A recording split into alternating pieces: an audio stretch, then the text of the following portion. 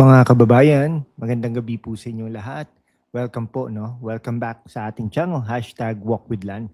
Kung saan tayo nag-walk, nag-iisip, nag-a-analyze at naging critical sa mga issue ng bayan. Ako sila ng #WalkWithLan, your host na laging ready na maghatid ng katotohanan with a dash of wit.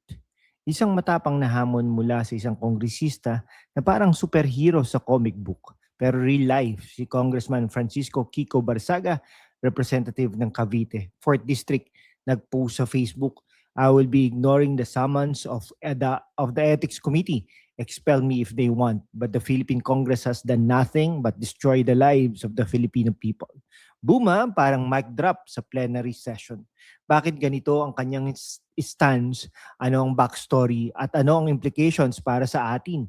Lalo na sa mga kabataan at OFWs na naghahanap ng tunay na pagbabago. Stay tuned dahil tatalakayin natin ito step by step, fact-based, intellectual at with some witty twist para hindi kayo maboard. If you are new here, hit that subscribe button at bell icon para hindi ma-miss ang susunod na episodes. Let's dive in. Question para sa inyo. Ano sa tingin ninyo? Hero ba siya o troublemaker? Comment down below. Una, let's get to know the man behind the defiance. Si Kiko Barsaga, isang neophyte, lawmaker, baguhan sa Kongreso pero hindi baguhan sa politika. Siya ay mula sa Dasmariñas, Cavite at miyembro yan dati ng National Unity Party, NUP. Pero wait, ironic, di ba? Unity Party pero siya ang nagiging source ng division.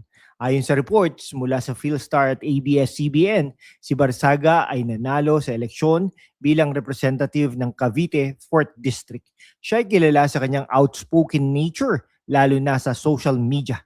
Imagine ninyo isang kongresista na nagpo-post like a millennial activist, pero hindi ito basta-basta rants, may substance. Halimbawa, paulit-ulit niyang tinawag ang mga na mag-resign na si Presidente Bongbong Marcos. Why? Dahil sa alleged failures sa governance like economic issues affecting OFWs and youth unemployment. Parang siya yung classmate mo na laging nagre-reklamo sa group chat pero may point. Para sa mga OFWs watching from abroad, isipin ninyo, kayo na nagpapadala ng remittances, tapos ang Kongreso daw ay destroying lives, relatable ba? Let's see the facts. Sa kanyang bio, siya ay dating businessman at local politician. May track record sa Cavite development pero ngayon he's clashing with the system. Sa susunod, bakit siya nasuspend? Don't go away. Okay, now let's go to the meat. Ang 60-day suspension, fact-based recap mula sa House records at news like Inquirer at Philstar last December 2025. Ang House of Representatives voted 249-511 to suspend Barsaga for disorderly behavior. Anong dahilan? His incidentary social media posts. Inutos din na tanggalin niya ang 24 posts na itinuturing na offensive at malicious. Grabe naman. Ano ba ang laman ng post? Accusations na tumanggap ng bribes ang NUP members mula sa businessman Enrique Razon. Sabi niya, ito raw ay para sa election support. Plus calls for Marcos resignation. The Ethics Committee chaired by JC Abalos found this reckless and harmful to the integrity of Congress.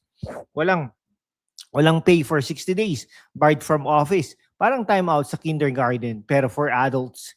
Para sa mga kabataan, isipin ninyo, social media freedom versus congressional ethics. Dapat ba i-censor ang kongresista o ito ay suppression of truth? Ang suspension ends tomorrow, January 30, 2026. Pero instead of quiet, mas lumakas ang boses niya. Parang yung ex mo na sinabihan mong mag-move on pero nag-post pa ng mas malakas. Ano sa tingin ninyo? Fair ba ang penalty poll sa comments section? Yes or no? Okay, fast forward to January 28, 2026.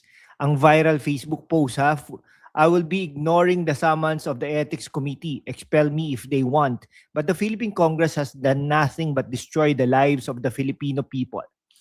Context from Expose at News ito ay response sa privileged speech ni Manila Representative Rolando Valeriano na nag-call for harsher sanctions. Grabe. Sabi ni Valeriano, patawan muli ng another suspension si Congressman Barsaga para maturuan ng tamang aral. Yang batang yan ouch, alleged continued defiance including bribe claims versus NUP.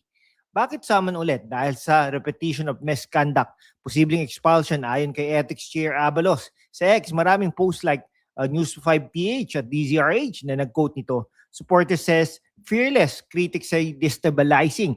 Para sa ating mga OFWs, ito ba ay laban para sa transparency o personal vendetta? Barsaga accepted the first suspension but stands firm. Parang siya yung character sa teleserye na walang bibitaw. Sa susunod, ano ang ibig sabihin nito sa politika? Pause for ad break. Subscribe muna. Okay. Time for critical thinking tayo Intellectual breakdown. Bakit defiant si Barsaga? Posible kasi siya ay disillusion sa sistema. Facts from reports. Ang Kongreso ay accused of being a house of crooks. From comment section full of corruption, pork barrel issues, at dynasties. Si Barsaga bilang neophyte ay nagiging voice ng dissent. Sa history, may cases like Senator Trillanes or Representative Alejano na nag-challenge sa authority. Para sa mga kabataan, ito ay reminder na politika ay hindi lang trapo, may space for reform. Pero expulsion means loss of seat, pero gain in public support. Sa X, post show mixed reactions, 26 likes sa Newswatch post, supporters calling him Honey Badger or fearless.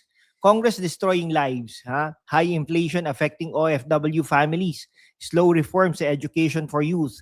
Ano kaya ang totoo? Shoutout sa viewers kung OFW ka, paano ito nakakaapekto sa remittances mo? O kung student, inspired ba ito para sa activism? Let's discuss in comment section. If expelled, ano ang mangyayari? House rules allow expulsion for grave misconduct, posibleng special elections sa Cavite. Ito ay signal ng growing dissent sa Marcos admin. Para sa mga OFWs at kabataan, ito ay call to action, vote wisely, next election. Dapat ba mas strict ang ethics o ito ay tool para i-silence ang critics? Parang Game of Thrones sa Kongreso, alliances breaking. Huwag umalis, next ang membership flag. Mga kababayan, sa mundo kung saan ang kasinungalingan ay nangingibabaw, ang katotohanan ang unang sinisikil.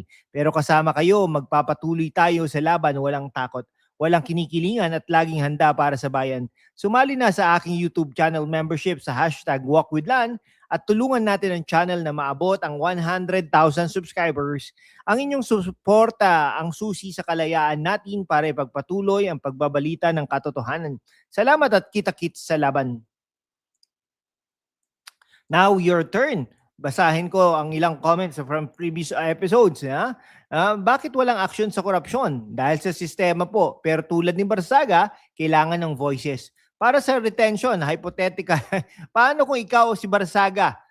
Send your questions via comment section or sa X. To sum it up, si Kiko Barsaga ay hindi lang defiant, siya ay simbolo ng resistance sa isang flawed system. Fact show corruption issues pero ang tunay na change ay nasa atin. Para sa mga kabataan at OFWs, stay informed, vote smart. Thanks for watching. #WalkWithLan. Like, share, subscribe. Aiming for 100,000 subscribers po Kita-kits next episode. Mag-ingat kayo lagi. Mabuhay po ang Pilipinas.